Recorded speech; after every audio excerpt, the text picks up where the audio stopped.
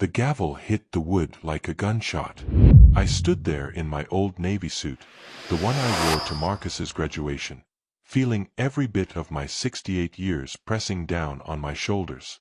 My cane clicked against the marble floor as I walked toward the front of the courtroom.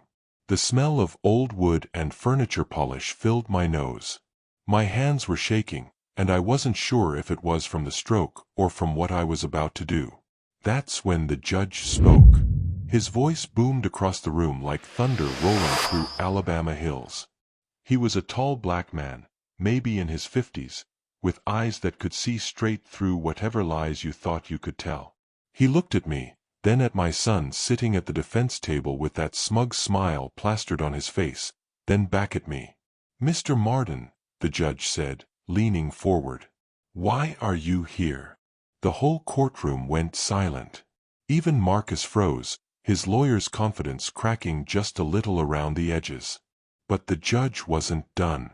He slammed that gavel one more time and repeated himself, slower this time, like he was asking me something deeper than just why I showed up today. "Why are you here, Mr. Marden? Are you here for money, or are you here for something greater?" My throat went dry. I gripped my cane harder, feeling the worn wood under my palm. This wasn't just about winning a case. This wasn't about getting back what Marcus stole from me. This was about something I'd lost long before he forged those papers and took everything I'd built. Hi viewers, kindly tell us where you're watching from and what time it is. Warm welcome to the family. Enjoy the story. I swallowed hard and looked that judge right in the eye. "I'm here for my name, Your Honor. I'm here because a man shouldn't have to beg his own blood for respect." Something shifted in his face then. Like he'd seen this story play out 100 times before. Too many fathers stripped bare by the children they raised. Too many old men standing where I was standing, wondering how love turned into greed. Marcus was still sitting there at that defense table, wearing his expensive suit, the one he bought with money from selling my house. My house. The one I built with 40 years of sweat and sacrifice while he was still learning to tie his shoes. He didn't even look nervous. He thought he'd already won. But here's the thing about assumptions. They'll kill you every single time. See, Marcus didn't know about the email I found. The one buried in his old files that proved he falsified my medical records to declare me mentally unfit. He didn't know I'd spent 2 years living in a garage, documenting every transaction, every forged signature, every phone call. He thought the stroke made me weak. He thought being old made me stupid. He was about to learn different. The judge nodded slowly at my answer, and I saw his jaw tighten just a fraction. He opened the case file in front of him, and I knew what was coming next. I'd been waiting 2 years for this moment. 2 years of sleeping on a cot that smelled like motor oil. 2 years of visiting Linda in that nursing home, watching her fade away because our son decided she was too much trouble to care for. If I'd known what that signature would cost me, I would have burned the pen that day. How did it come to this? That's the question that kept me up most nights in that garage, staring at the ceiling, listening to my friend's old Chevy drip oil onto the concrete. How does a man who served his country, who built a life with his bare hands, end up in a courtroom fighting his own son? I wasn't always this broken-down old man with shaky hands and a cane. Time was, I could work 18-hour shifts on a Navy destroyer without breaking a sweat. I grew up in a town so small you could throw a rock from one end to the other. Everybody knew everybody, and your word was your bond. My daddy taught me 3 things that stuck: work hard, tell the truth, and respect people no matter what color they were or where they came from. That last one wasn't popular in 1960s Alabama, but my daddy didn't care much for popular. He cared about right and wrong. I met Linda at a church social when I was 23. She wore a yellow dress that day, and when she smiled at me, I forgot how to talk for about 5 minutes straight. We got married 6 months later in that same church. I was shipping out with the Navy 2 weeks after the wedding, and she cried into my shoulder the whole night before I left. "Come back to me, Russell," she whispered. "Promise me you'll come back." I kept that promise for 40 years. Through every deployment, every storm, every time I thought the ocean might swallow me whole, I thought about Linda waiting for me back home. I sent every penny I could spare. We didn't have much, but what we had was built on something real. Something solid. When Marcus came along, I was halfway across the world on a destroyer. Didn't get to hold my son until he was 3 months old. That first time I saw him, wrapped in a blue blanket with his tiny fists waving in the air, I made another promise. I promised that boy would have everything I didn't. Education. Opportunities. A father who provided. I kept that promise too. Maybe too well. The years passed like water through your fingers. I missed his first steps because I was in the Pacific. Missed his first day of school because I was in the Mediterranean. Missed so many things that Linda had to write me letters telling me about my own son's life. But every sacrifice felt worth it when I'd come home and see Marcus growing up strong and smart. He was hungry for knowledge, that boy. Always reading, always asking questions. Got straight A's all through school without me having to push him once. His teachers said he was gifted. Said he'd go far. They were right about that. He went so far he forgot where he came from. When I finally retired from the Navy, I thought I was coming home to peace. Thought I'd done my duty, paid my dues, earned the right to sit on my porch with Linda and watch the sunset. I thought my son would be proud of the sacrifices I made for him. I thought a lot of things that turned out to be dead wrong. Marcus graduated from law school top of his class. I was there that day, chest swelled up with pride so big I thought my buttons might pop. Linda cried happy tears. We took pictures. He hugged us both and said, "Thank you for everything." I believed him. That letter he sent about his new law firm opportunity should have been my first clue. The way he wrote it, like he was talking down to someone who couldn't understand big words. Like I was just some old sailor who didn't know anything about the real world. But I pushed that feeling down. Told myself I was being too sensitive. That letter was the first sign my son was changing. I just didn't want to see it. Pride is a funny thing. It can make a good man great, or it can twist him into something ugly. I watched it happen to Marcus slowly, like rust creeping across metal. It started small. He'd correct the way Linda said certain words.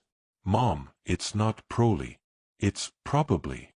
He'd laugh when I told stories about the Navy, like they were cute little tales from a simpler time instead of the experiences that shaped my whole life.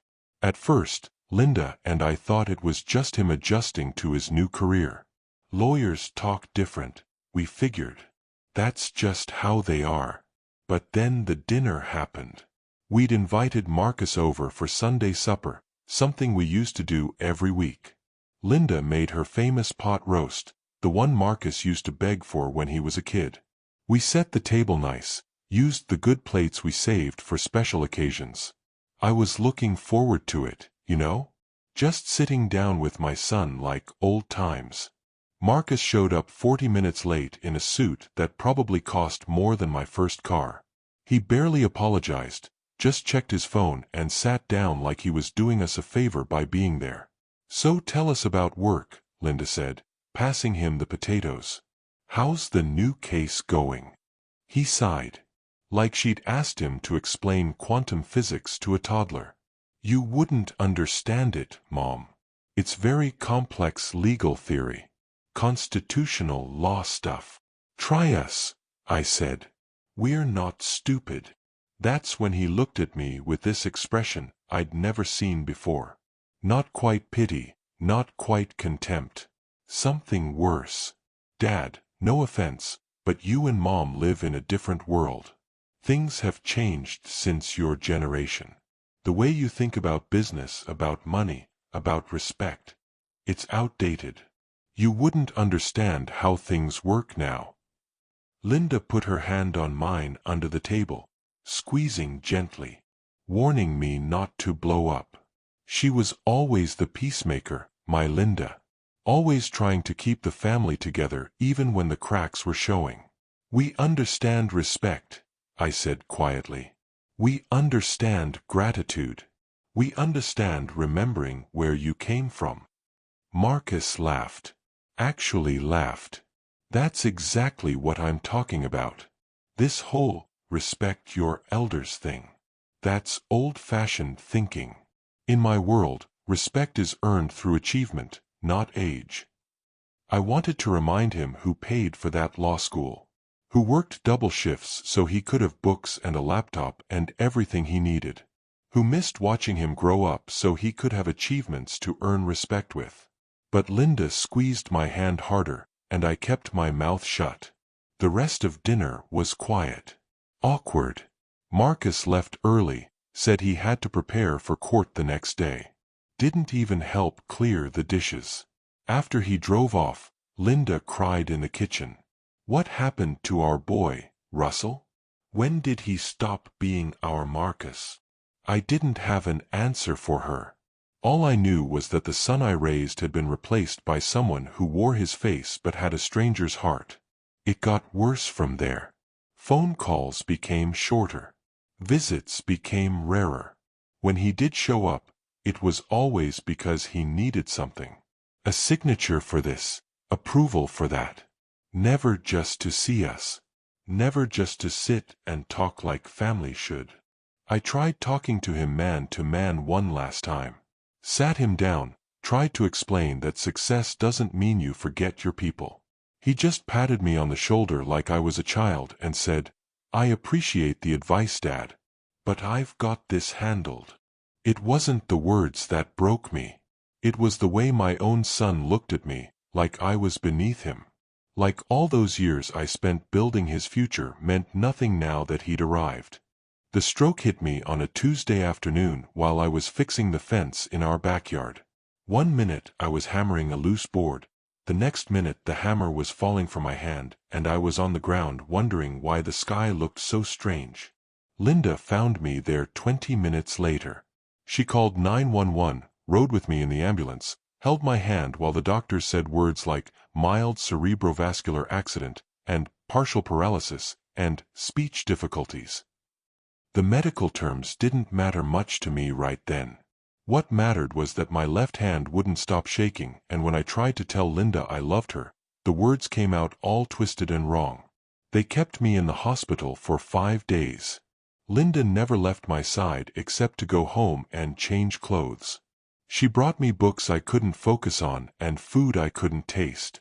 She talked to me about everything and nothing, filling the silence with her voice so I wouldn't feel so alone in my broken body. Marcus called once.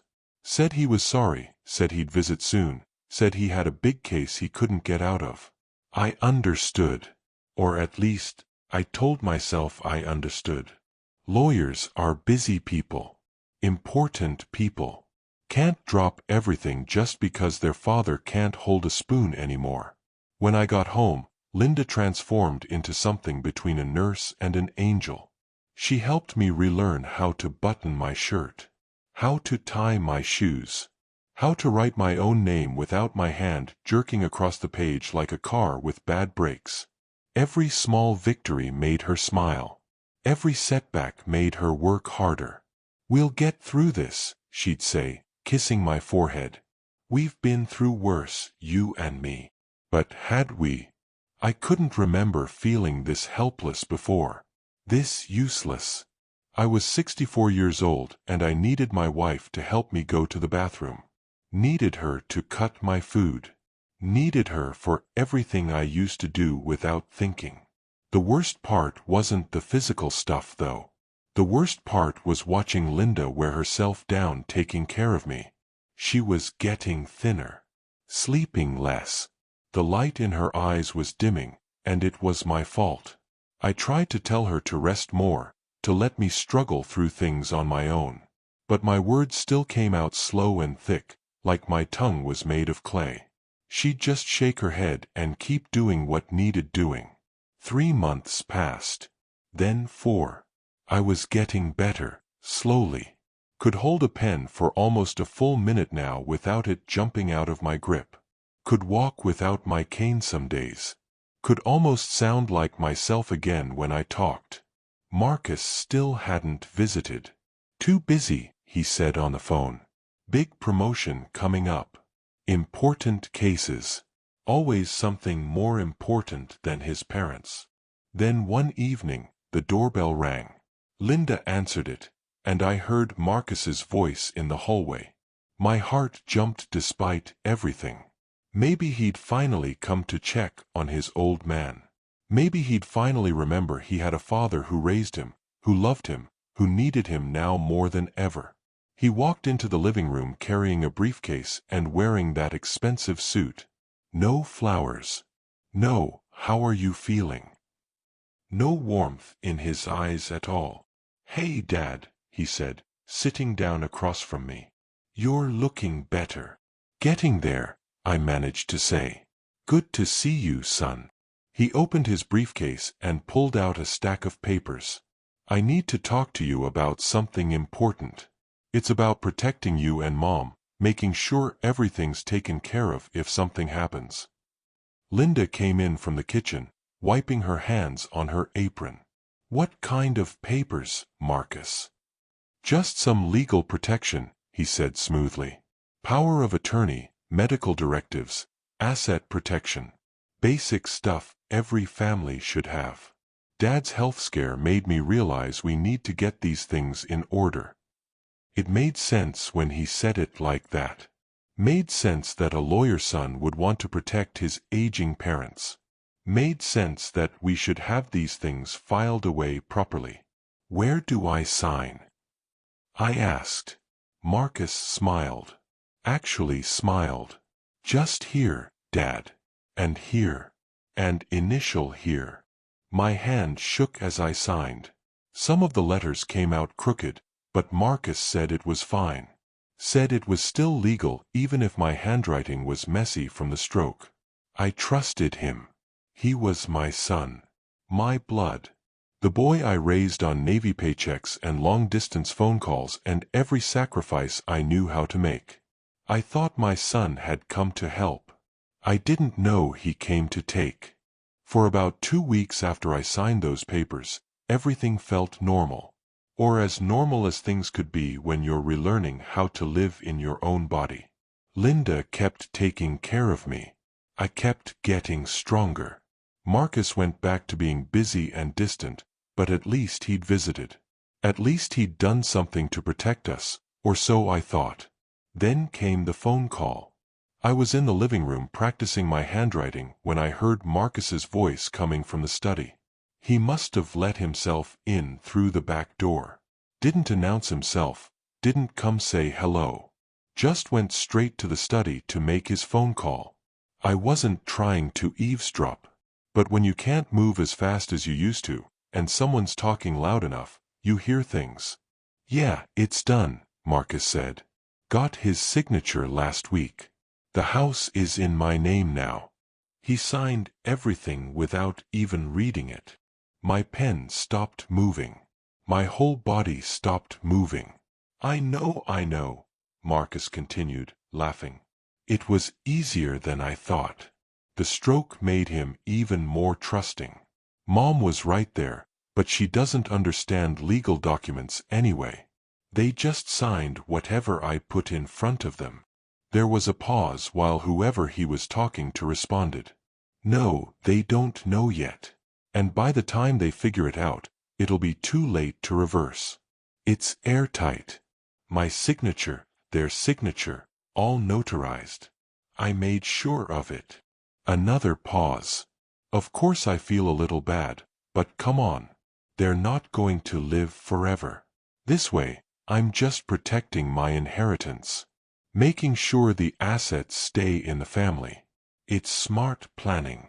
I sat there with that pen in my shaking hand, and I felt something die inside my chest. Not my heart exactly, but something close to it. The part that still believed in the goodness of my own son. Linda came in from the kitchen. She took one look at my face and knew something was wrong. Russell? What's the matter? Are you feeling sick? I couldn't answer. Couldn't move. Couldn't do anything but stare at the wall and try to understand how the boy I raised, the boy I sacrificed everything for, could stand in my house and laugh about stealing it from me. Marcus came out of the study a few minutes later, all smiles. Hey, Dad. Didn't know you were home. How's the therapy going? I looked at him. Really looked at him. Saw a stranger wearing my son's face. Marcus, Linda said softly, what did Russell sign last week? His smile didn't waver. Just protection documents, Mom. Like I said. Nothing to worry about. What kind of protection? I asked, forcing the words out clear and slow. Medical power of attorney, asset management, standard stuff. He checked his watch. Look, I gotta run. Big deposition tomorrow. I'll call you next week. He left the same way he came in. Quick. Casual. Like he hadn't just confessed to stealing everything we owned. Linda sat down next to me. Did I hear what I think I heard? I nodded. We sat there in silence for a long time. Then Linda did something I'll never forget. She didn't cry. She didn't panic. She just stood up, walked to the closet, and pulled out an old shoebox where she kept important papers. Then we start gathering our own proof, she said. Because I didn't raise a thief, and I won't let him become one without a fight. But we were wrong about what we were up against. A week later, I went to check on our deed at the county office. The clerk looked it up and said, Mr. Marden, the house at this address is registered to Marcus Marden as of last month. That's wrong, I said. I'm Russell Marden. That's my house. She showed me the paperwork. My signature. Linda's signature. All legal. All official.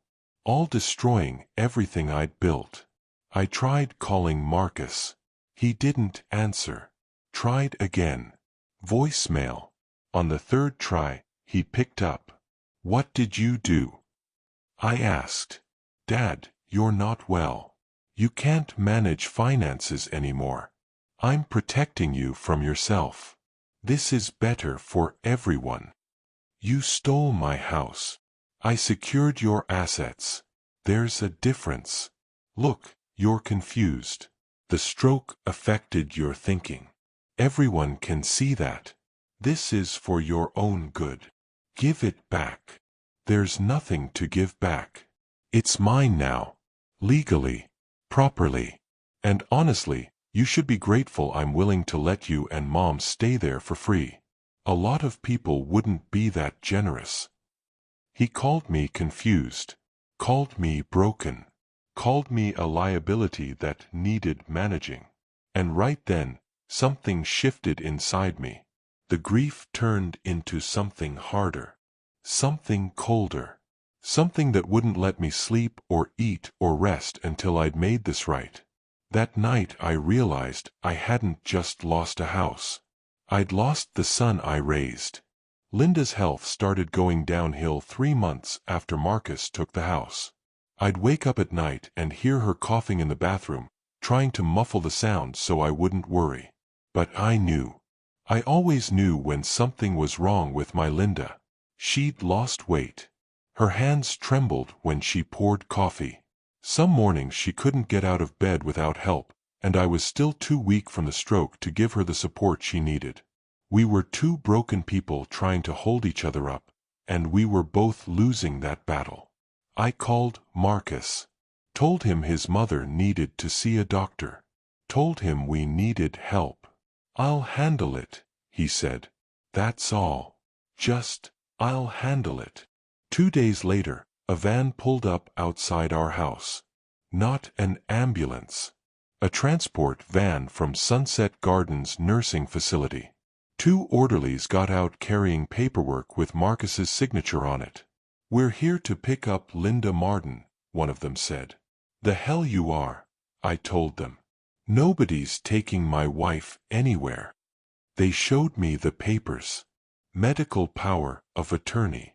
doctor's orders, Marcus's authorization. All legal, all proper, all tearing my world apart one signature at a time. Linda came to the door, already dressed like she'd been expecting this. Like Marcus had called her and told her what was coming. "Russell, honey, maybe it's for the best. You can't take care of me properly, and I can't take care of you. We're both struggling. We struggle together," I said. "That's what we promised. In sickness and in health." She touched my face with her thin hand. "And we've kept that promise for 45 years. But baby, I'm tired. I'm so tired. And you need to focus on getting yourself better, not worrying about me. Marcus did this. He's separating us. Marcus is trying to help in the only way he knows how," she said. But her voice cracked when she said it. Like she was trying to convince herself more than me. They took her that afternoon. I stood on the porch watching that van drive away with my wife inside, and I couldn't do a damn thing to stop it. My hands were shaking too hard to even wave goodbye. I visited her the next day, and the next, and every day after that. Sunset Gardens was 40 minutes away by bus because Marcus had also taken my car, said I couldn't drive safely anymore after the stroke. The bus ride gave me plenty of time to think. Plenty of time to plan. Linda had a room on the second floor. Small but clean. She sat in a chair by the window most days, looking out at the parking lot like she was waiting for someone to take her home. "How you feeling today?" I'd ask. "Good days and bad days," she'd say. "More bad than good lately." We'd talk about the old times. About when we first met. About Marcus when he was little, before the world twisted him into something we didn't recognize. She never blamed him directly. That wasn't Linda's way.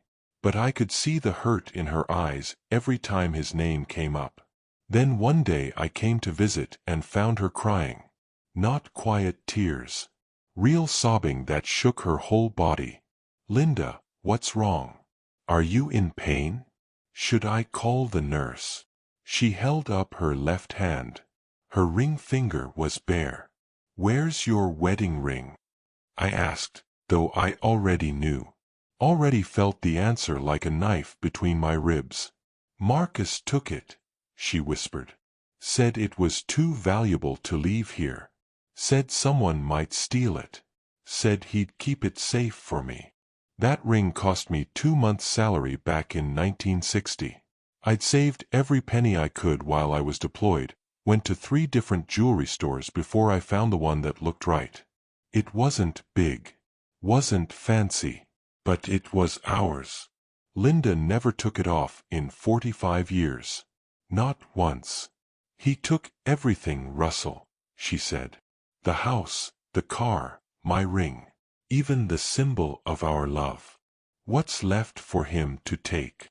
I held her while she cried, and I made a promise right there in that nursing home room with the afternoon sun coming through the blinds. I promised that Marcus wouldn't get away with this. That he wouldn't sleep peacefully while his mother cried herself to sleep missing her wedding ring. I kissed Linda's forehead and said, "I'm going to fix this. I don't know how yet, but I swear to you, I'm going to make this right." She smiled sadly. "Russell, you're not well enough to fight battles. Just let it go. At least we still have each other." But that was the thing. We didn't have each other. Not really. Not when she was locked in a nursing home 40 minutes away, and I was living in what used to be our house but was now legally our son's property. Not when every time I tried to fight back, Marcus had another legal document proving he had every right to do what he was doing. I took the bus home that evening as the sun was setting. Watched my reflection in the window and barely recognized the old man staring back. But underneath that reflection, underneath the shaking hands and the slow speech and the weakness the stroke left behind, there was still the Navy sailor who learned how to fight. Still the young man from Alabama who knew the difference between right and wrong. From that day forward, I stopped being just a father. I stopped being just a victim. I became something else entirely. A hunter. A man with nothing left to lose and everything to prove. From that day forward, I stopped being a father and became a hunter of truth. My friend Tommy owned a garage on the south side of town. We'd served together in the Navy back in the 70s, stayed in touch over the years. When he heard about what Marcus did, he showed up at the house with his pickup truck. "Pack your stuff," he said. "You're not staying in that snake's house another night." "It's still my house," I said. "No, brother, it's not. And the longer you stay here, the more it'll eat at your soul. Come on. I got space in my garage. It ain't much, but it's yours as long as you need it." So I packed a duffel bag with clothes, toiletries, and the framed photo of Linda and me on our wedding day. That was all I took. Everything else, all the furniture and dishes and memories we'd built over 40 years, I left behind. Felt like leaving pieces of my life scattered through rooms that didn't belong to me anymore. Tommy's garage smelled like motor oil and old tires. He set up a cot in the back corner, hung a curtain for privacy, brought in a space heater for the cold nights. It wasn't home, but it was honest. Nobody was lying to me there. Nobody was stealing from me while smiling to my face. The first night I lay on that cot staring at the ceiling, listening to the sound of rain on the metal roof. Linda's face kept appearing in my mind. The way she looked when they took her wedding ring. The way her voice cracked when she said, "At least we still have each other," even though we both knew that was barely true anymore. That's when I decided. No more crying. No more feeling sorry for myself. If Marcus thought the stroke made me weak, if he thought being old made me stupid, then I'd use that against him. I'd let him think he'd won while I built my case piece by piece. The next morning, I started at the county courthouse. Requested copies of every document Marcus filed. Every deed transfer, every power of attorney, every single piece of paper with my signature on it. The clerk looked at me with pity in her eyes, but she gave me what I asked for. I spread those documents across Tommy's workbench like a general planning a war. Studied every line, every clause, every loophole Marcus thought would protect him. Then I started making phone calls. Called the bank where our savings account used to be. Found out Marcus had transferred it all to his personal account 3 weeks after I signed those papers. Called the insurance company. Found out he'd changed the beneficiaries. Called everyone I could think of, documenting every theft with dates and amounts. Tommy would come check on me between customers. "How's it going, Russ?" "Slow," I'd say. "But I'm getting there. You need anything? Food?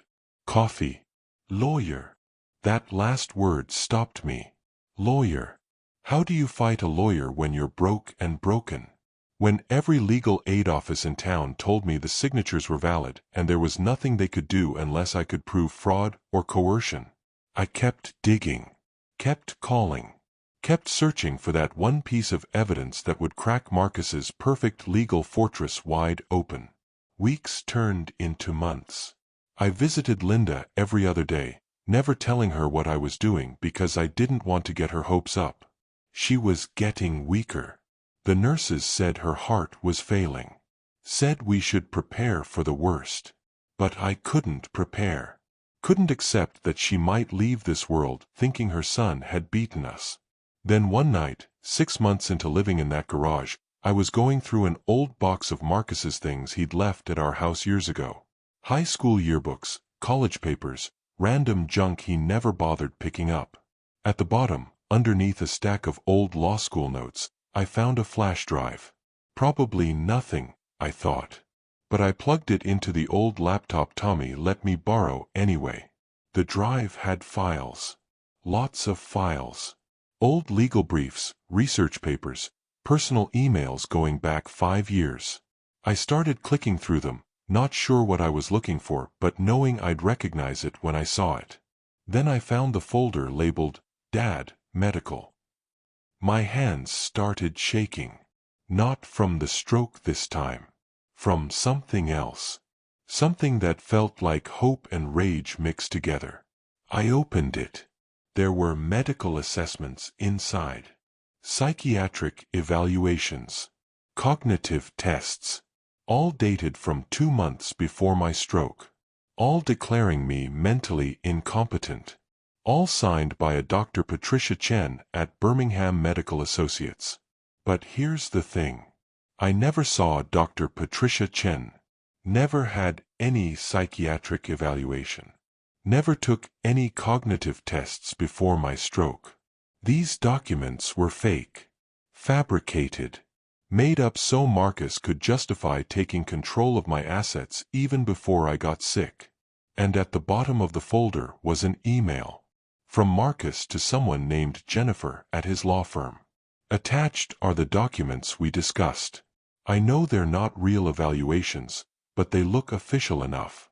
If anyone questions the transfer of assets, these will provide cover. Make sure the dates are consistent with the power of attorney paperwork. Jennifer's response. Perfect. This should hold up if challenged. Smart thinking. I sat there in that garage with oil stains on my pants and that laptop screen glowing in the dark, and I felt something I hadn't felt in a year. Power. And there it was. The proof that would burn his empire down. I didn't sleep that night. Couldn't. I just kept staring at that email, reading it over and over, making sure it was real and not some dream my desperate mind had conjured up. By morning, I'd printed 3 copies. Saved the files to multiple flash drives. Emailed them to myself on 3 different accounts. I wasn't taking any chances. This evidence was my nuclear option, and I was going to make damn sure nothing happened to it. Tommy came in around 7 with coffee and breakfast sandwiches. Took one look at my face and said, "You found something." "I found everything," I told him. He read the emails over my shoulder, whistling low.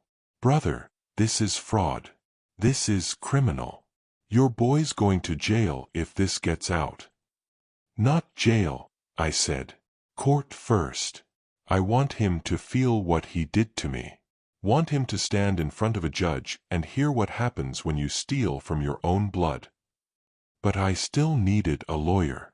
Someone willing to take on another lawyer. Someone who understood that this wasn't about money anymore. It was about justice. About dignity. About proving that being old and sick doesn't mean you're powerless. I started calling law offices. Most hung up when they heard who I wanted to sue. "That's Marcus Marden. He's one of the top defense attorneys in Birmingham. We can't touch that." Others quoted fees I couldn't afford even if I sold everything I had left, which was basically nothing. I was about ready to give up when Tommy mentioned a name. "You remember Clayton Evers? Used to practice law up in Montgomery. Retired a few years back, but I hear he does advocacy work now. Helps people who got screwed by the system." I found Judge Evers's number through a friend of a friend. Called him up, explained my situation. He was quiet for a long time after I finished talking. "Mr. Marden," he finally said, "I've seen a lot of ugly things in my 40 years practicing law. But children stealing from their parents is always the ugliest. Send me what you have. Let me look it over." I sent everything. The forged medical documents. The emails. The timeline of asset transfers. Every piece of evidence I'd collected over the past year. 3 days later, Judge Evers called back. "I'll take your case. No fee up front. We'll figure out payment if we win. But Mr. Marden, I need you to understand something. Even with this evidence, it's going to be a fight. Your son has connections. Money. Reputation. We're going up against all of that with just the truth." "The truth is all I got left," I said. "That, and a need to look my wife in the eye before she dies and tell her I fought back." We filed the civil suit 2 weeks later. Elder abuse. Fraud. forgery, theft. Every charge we could legally throw at him. I wanted Marcus to drown in paperwork the way he'd drowned me. The court summons was delivered to his office on a Thursday afternoon. He called me 30 minutes later, and for the first time in 2 years, I heard actual emotion in his voice. Fear. Dad, what are you doing?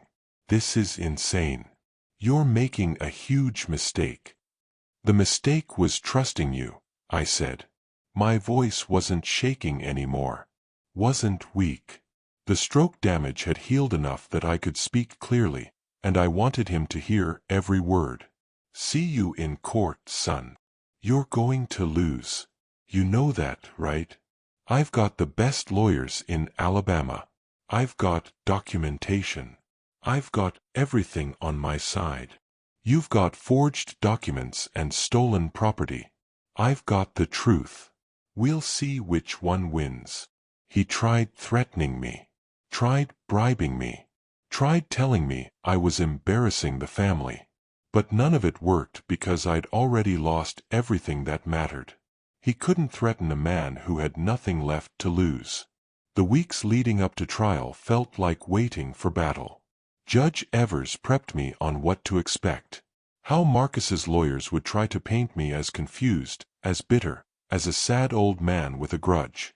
How they'd use my stroke against me, claim I wasn't mentally fit to understand what I'd signed. Let them, I said. Because that's exactly what Marcus counted on. That's what makes this fraud. We gathered witnesses. Tommy testified about my mental state after the stroke, how I was confused but not incompetent. Linda's nurses testified about the day Marcus took her wedding ring, how distressed she was. The bank tellers testified about the suspicious transfers. And then there was Dr. Patricia Chen herself. Judge Evers tracked her down, subpoenaed her. Turns out she'd never met me. Never conducted any evaluations. Someone had forged her signature on those documents too. I only found out about this last month when your lawyer contacted me, she testified. I was horrified.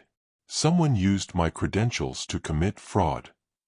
Marcus's face went pale when she said that. Sitting at the defense table in his expensive suit, surrounded by his team of lawyers, and finally realizing his perfect plan had a flaw he never saw coming. The trial date was set. All that was left was walking into that courtroom and facing my son one last time. Not as a father begging for mercy, but as a man demanding justice. He thought I was bluffing. He had no idea I was ready to bury him with truth. The morning of the trial, I woke up at 5. Couldn't sleep anyway. Tommy drove me to the courthouse in his pickup, neither of us saying much. What was there to say? We both knew this was it. Win or lose, this was the day everything changed.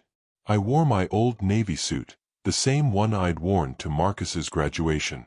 The irony wasn't lost on me. That day I'd been proud, watching my son become something. Today I was about to watch him lose everything he'd become. The courthouse was the old kind, built back when they made buildings to last. Marble floors that echoed every footstep.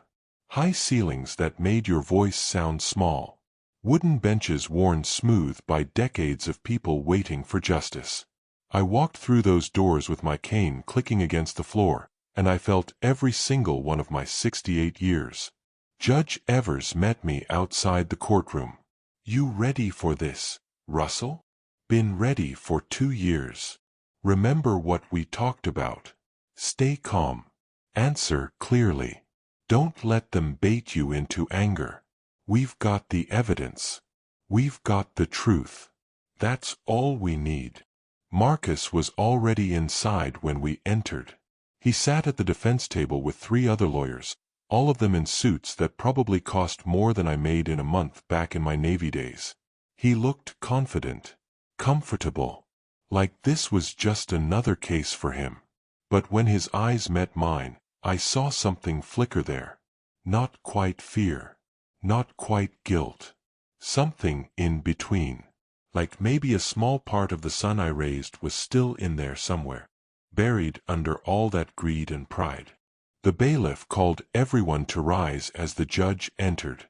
Judge Marcus Thompson, a tall black man in his 50s with silver at his temples and eyes that had seen every kind of lie the legal system could produce.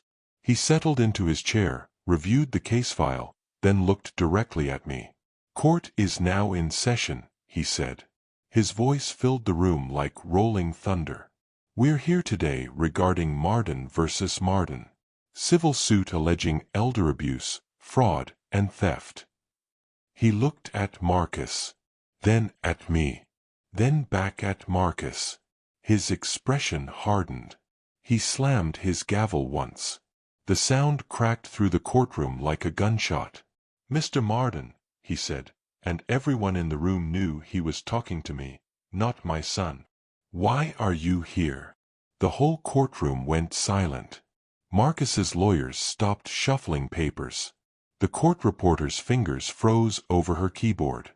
Even the hum of the air conditioning seemed to pause. Judge Thompson leaned forward. "I've read the briefs. I've seen the allegations. But I want to hear it from you. Why are you here in my courtroom today? Are you here for money? For property? Or are you here for something greater?" My throat went tight. This was the moment. This was why I'd spent 2 years in a garage. Why I'd documented everything. Why I'd refused to just let it go and fade away like Marcus wanted me to. I stood up, gripping my cane with one hand. "I'm here for my name, Your Honor. I'm here because a man shouldn't have to beg his own blood for respect. I'm here because my wife died in a nursing home crying over her stolen wedding ring.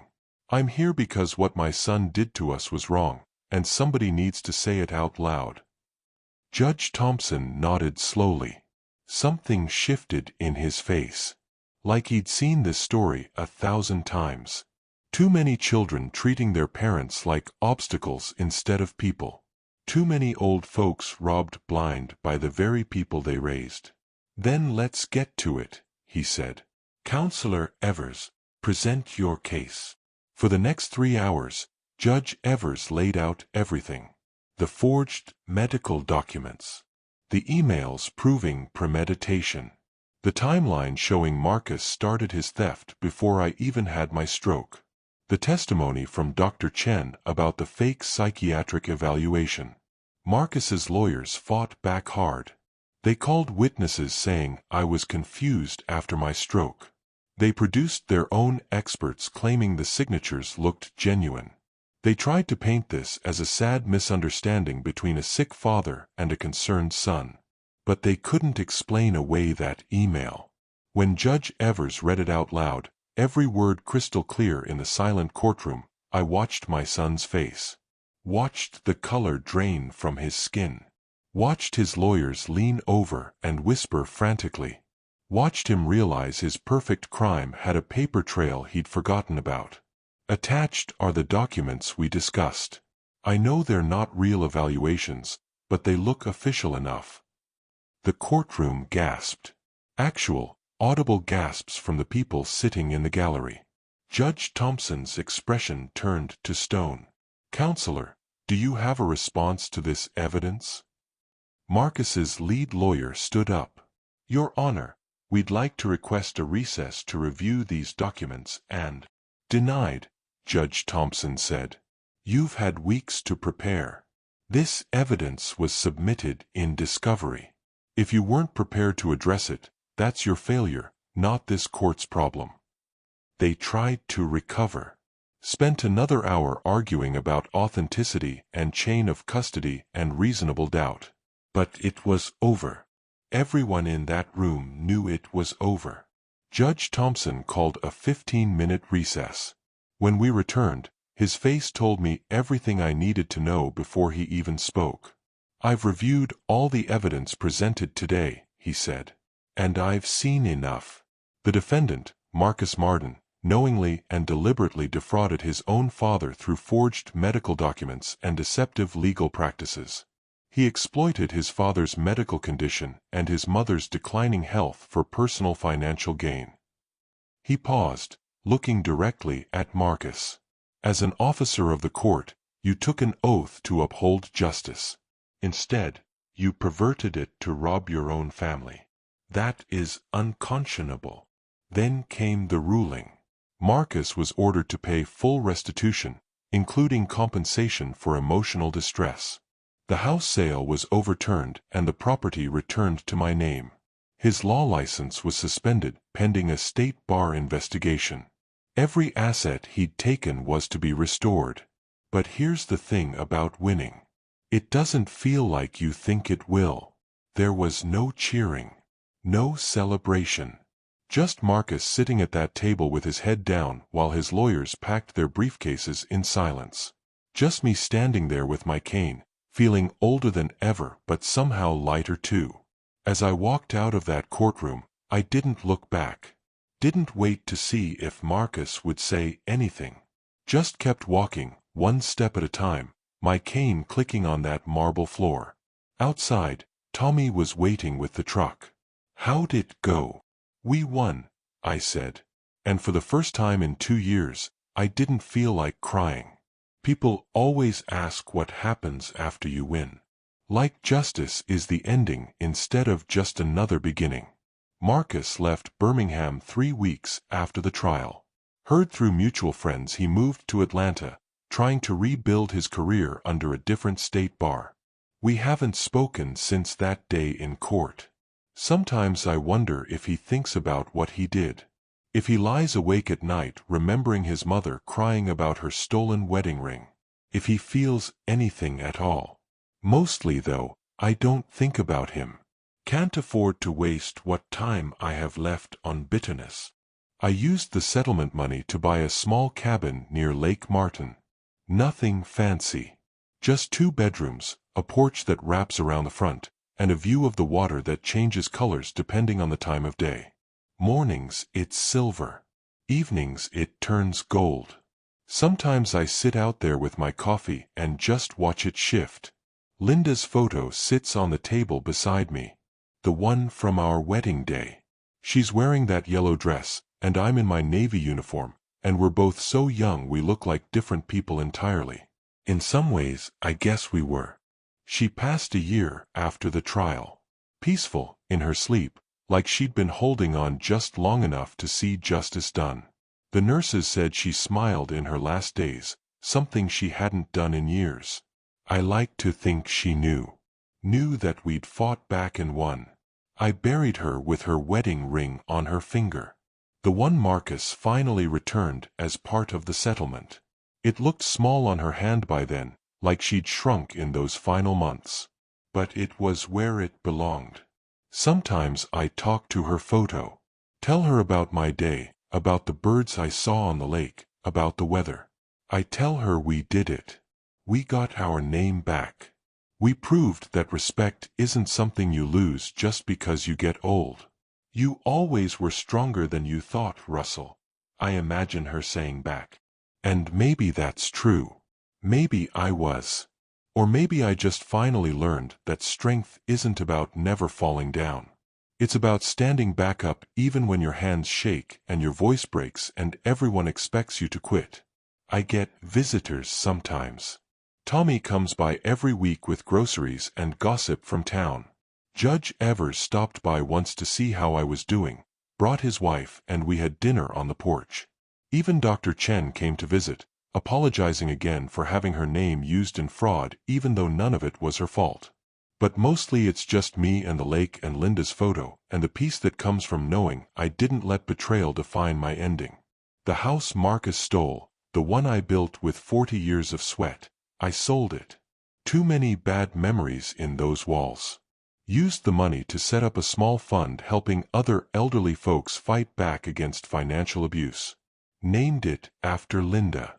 Figured that was a better memorial than any gravestone. I'm 70 now. The stroke left permanent damage. My hands still shake sometimes. My speech slows down when I'm tired. But I'm here. I'm standing. And most importantly, I'm at peace. You know what I learned through all this? Family isn't about blood. It's about respect. It's about love that doesn't come with conditions or contracts or legal loopholes. Real family, they don't wait until you're weak to take what's yours. They build you up even when it costs them something. And sometimes the greatest justice isn't revenge. It's not seeing the person who hurt you suffer. It's simply reclaiming who you are. Standing tall when the world expected you to bow. Proving that age and sickness and betrayal don't get to write your final chapter, you do. So here I sit, on my porch by Lake Martin, with my coffee and Linda's photo and the sunset turning the water gold. An old Navy man who learned that the battles that matter most aren't fought with ships or weapons. They're fought with truth and patience and the stubborn refusal to let someone else decide your worth. Marcus took a lot from me. My house, my savings, my health for a while. But he never took the one thing that mattered most. He never took my name. And in the end, that's all any man really has. Never let age convince you that you're powerless. Never let titles blind you to the truth. And never let betrayal make you forget who you are. Those are the lessons I learned in that courtroom 2 years ago, and they're the lessons I'll carry until the day I join Linda wherever she is now. The sun's setting over the lake as I finish my coffee. Tomorrow I'll wake up and do it all again. Sit on this porch, talk to Linda's photo, watch the water change colors. It's a simple life, but it's mine. Earned it. Fought for it. And nobody, not even my own blood, can take that away. If this story made you think about your own battles, the times someone tried to make you feel small or powerless or too old to fight back, then maybe it was worth telling. Maybe Linda's looking down somewhere, smiling in that yellow dress, knowing her story helped somebody else stand up straight. We all got trials we're facing. Battles nobody else can see. And sometimes you need to hear that other people fought those battles and survived. That justice might take time, but it's worth the wait. That dignity isn't given, it's claimed. So to everyone watching, everyone who's ever felt like giving up, like the fight was too hard or the enemy too strong, remember this: you're stronger than you think. And sometimes the greatest victory is simply refusing to stay down. Now if you found value in this story, if it reminded you that you're not powerless no matter what life throws at you, do me a favor. Subscribe to this channel and turn on those notifications so you don't miss the next story.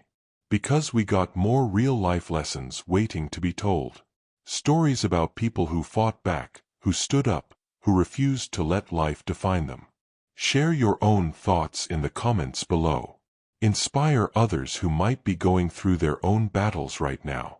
Sometimes just knowing you're not alone makes all the difference. And remember, every story we share here is a reminder that we're all stronger than we think, and that justice, real justice, it's worth fighting for. See you in the next one, and until then, keep standing tall.